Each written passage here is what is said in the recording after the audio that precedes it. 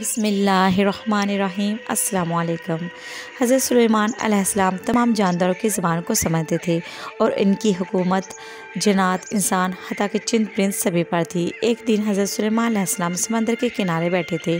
انہوں نے ایک چیونٹی کو دیکھا جو کہ ایک دانہ اناج کا اپنے منہ میں لیے سمندر کے کنارے تک آئی اور ایک مینڈک کے منہ کے اندر چلی گئی۔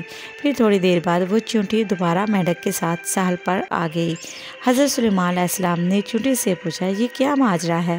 چیونٹی نے بتایا کہ سمندر میں ایک پتھر کے بیچ ایک کیڑا رہتا ہے۔ اللہ کے حکم سے میں یہ دانہ اس تک لے جاتی ہوں اور مینڈک کو بھی اللہ نے اس کام کے لیے مامور کیا ہوا ہے۔ حضرت سلیمان علیہ السلام نے پوچھا، اچھا جب تم یہ دانہ اس کیڑے تک لے جاتی ہو تو وہ کیا کہتا ہے؟ چیونٹی نے کہا کہ وہ کیڑا کہتا ہے، اے اللہ، تو مجھے پتھر کے نیچے بھی نہیں بولتا، تیرا شکر ہے اور مومنین پر تیری رحمت ہو۔